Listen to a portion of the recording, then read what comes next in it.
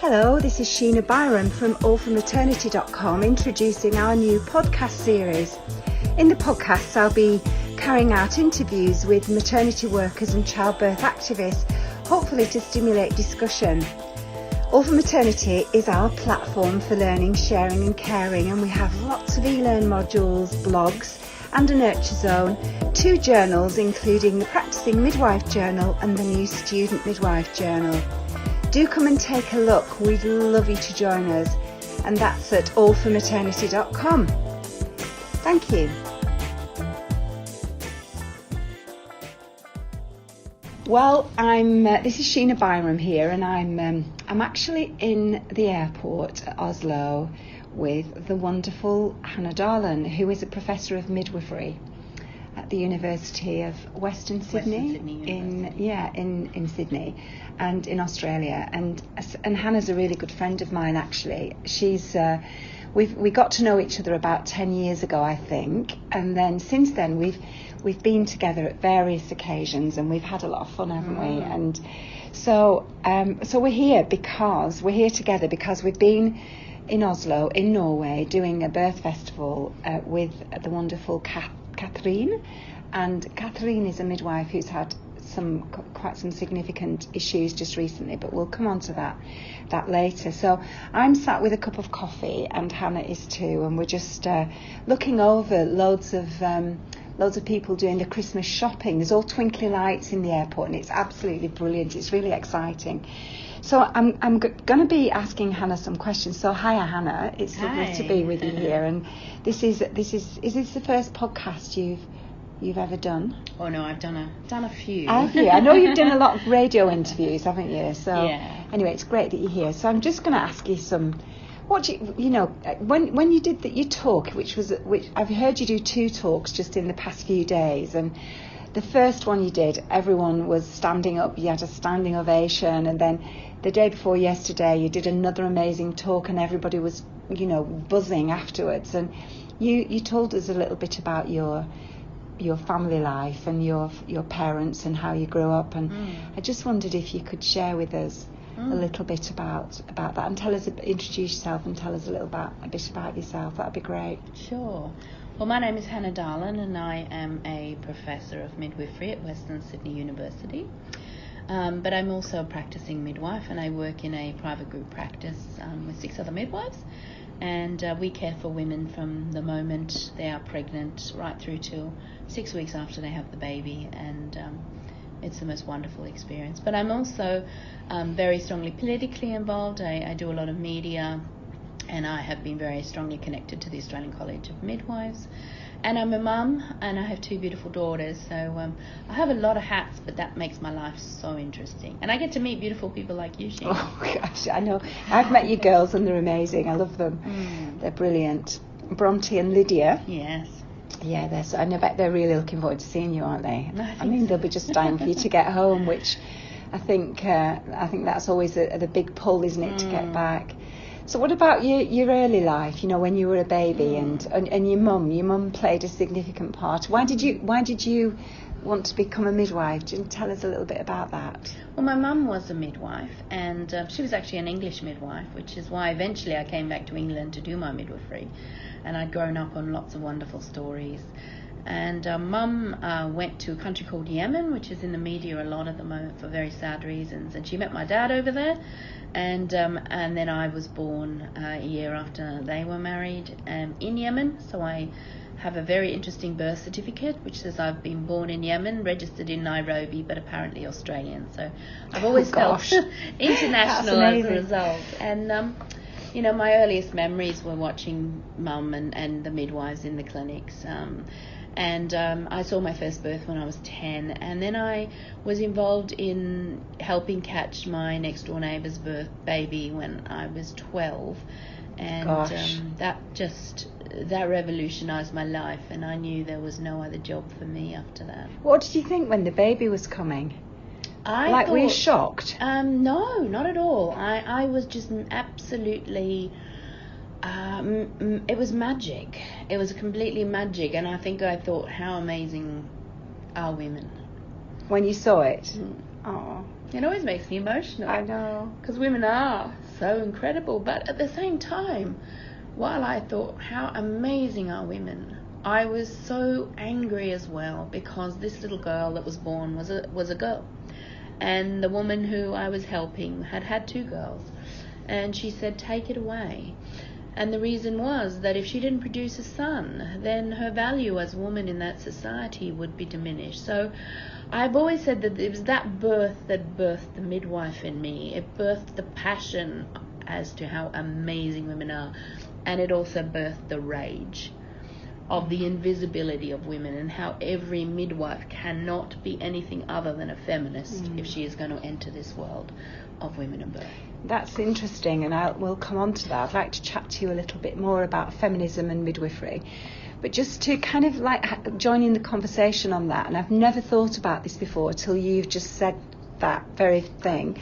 So the baby that you watched being born when you were 12, was the baby born at home? Yes, in the top floor of a Yemeni house with, surrounded by cushions and And your mum was there? No, my mum wasn't there. The local midwife was there, and she kind of was the official midwife in the situation. Right, and, okay. I was there with my best friend Amal, who was really, I think, my soul sister in life, though our lives went on to take 2 very different trajectories.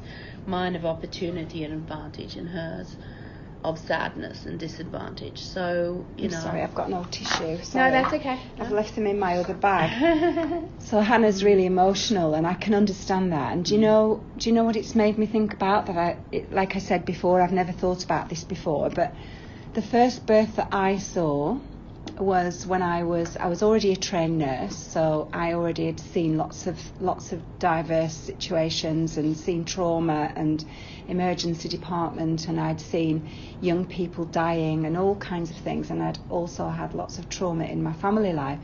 When I saw a baby being born the first time, it made me feel sick and it made me feel ill, and I really didn't like it. And that's when I look back and think about it, it was very medicalised. Yeah.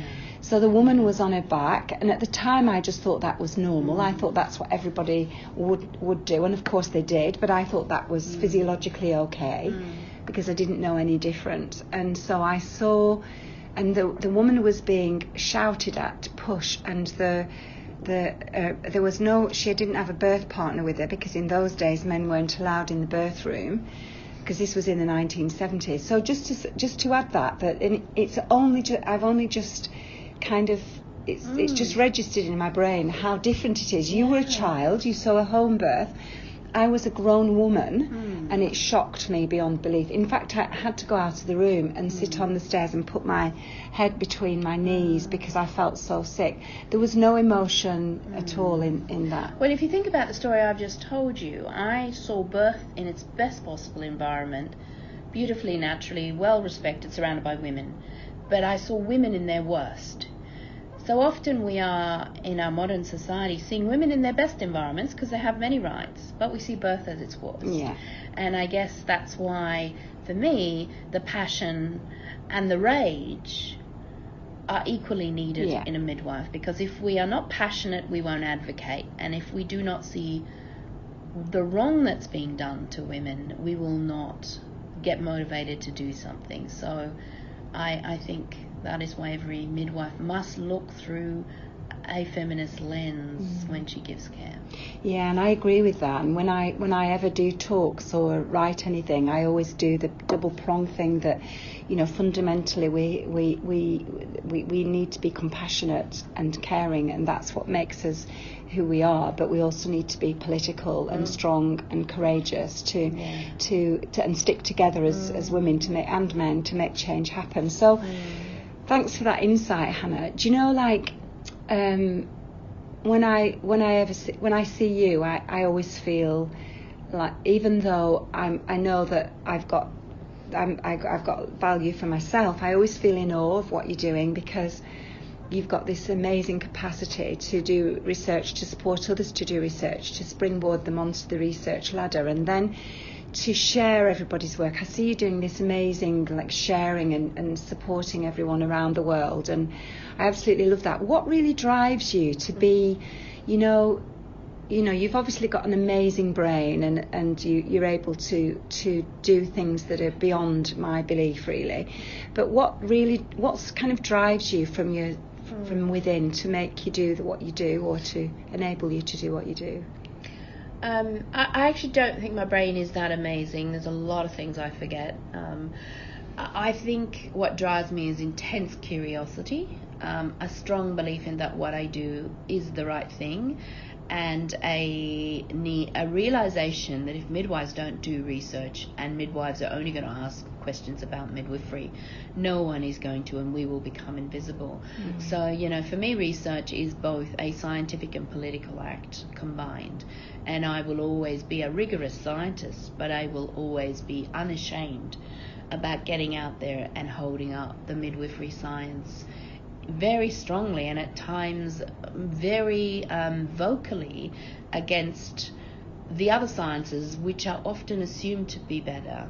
And actually, if you look at the science supporting midwifery, and this is what we talked about at the conference recently, if you look at all the reports that have come out in the last 4 years, if you look at all the Cochrane reviews, if you look at the Lancet series on midwifery, etc., etc., etc., if obstetrics had as much evidence as midwifery has behind it, there would be no question that obstetrics would be the uncontested dominant profession in childbirth. Well, they are the dominant profession in childbirth, yet they are contested. And I will continue to contest the dominance of obstetrics. Not that I don't admire obstetricians hugely, but I know the role midwives can play to make the world a better place for women. And I know the role that midwives and obstetricians in their right places working together can play. So, again, I'm driven by that first birth. I'm driven by the amazingness of women's bodies when respected and left to their own amazingness. And I am driven by the rage of the invisibility and the constant feeling we have that we need to do things to women. And in my own work practice now, where I see normal birth all the time, I also get it on a visceral level. I know it's true, and I know we have to do something about it. And then I've got my daughters coming up and will be childbearing women soon, and so that fills me with an urgency. Yeah, of course. And I get that, because that's how I feel about my grandchildren, and that's what drives me to keep going. So it's brilliant to listen to you. And what do you think, so following on from that, there's been huge debate in the United Kingdom that's I know infiltrated to Australia, that not debate really, but sort of like an oppression of midwives and of language, that they're not allowed to use certain terms. And just at the conference in Nottingham, a midwife really shared her fear of talking about normal birth on social media. She's actually afraid to do it.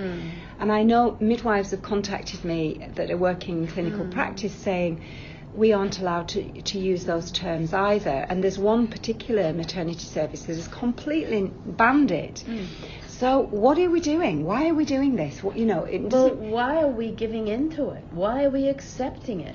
If you walked around the world and you said, we can no longer talk about walking or running because there are people in wheelchairs, we would laugh at you. If people said, well, we can't talk about breathing because some people are on respirators, we can have this conversation in a way that is not about demonizing or damning women who need intervention. That's the part perhaps we failed in as midwives, but we must never not talk about normal birth. Because if we don't name it, if we don't recognise it as important, if we don't explain why it's important and what we can do to make it important, then we will see it even more invisible and extinct than ever before. Yeah. And I think that the thing is, the issue is the sadness for me is that it is diminishing. So normal birth in its entirety is decreasing, and for me it's a societal and system. Extinct. It's becoming extinct, and it's kind of a system failure, really. It's like with infant feeding, isn't it? There's big parallels with that, with breastfeeding, that we're either blaming women or blaming midwives, but nobody's blaming the system, and we shouldn't be blaming anything, to be fair. But we have to look at the systems and processes. So I know that you have to go and catch a plane soon. You've got to go to Copenhagen. I do. Wonderful Copenhagen. Yeah, that's right. And I know you're talking there. You're going to be doing some connecting about perineal trauma, which is another thing. And I know I've asked you if you'll write a blog post for All for Maternity with Octavia Wiseman, hopefully, on that we can share on just kind of deconstructing all the stuff that's going on around perineal trauma, because I know that midwives out there are confused. So I haven't really got time to chat anymore. I could talk to you all day. Do you know what the thing is with this? For me, it's just like a huge opportunity. And so just if you had to give one, just to finish off, there's going to be midwives and student midwives listening to this, hopefully, and obstetricians and doulas and anyone that wants to. But what would be your one message to give to the world? And that would be for anybody that's interested in childbirth. What would it be? What would your one message? It can go into two if you want. I mean, you have the weight of scientific evidence behind you. You are the most ancient profession on earth. Hold your head up high. Hold your head and speak your words proudly, and keep going, because we are at the brink of a world that is going to finally heal. And don't give up. That's wonderful. Thanks, Hannah. And I just really appreciate your time. I appreciate everything you give to the world of midwifery, of childbirth, and I appreciate your strength and courage. And I also appreciate the fact that you're my friend. So thank you so much, We've Hannah. Had a lovely time together. Yeah, we have. And and I'll obviously going to see you in a minute. But just for everybody that's listening, I'll see you at Mama. See you at Mama Conference. In May. Okay. Lots.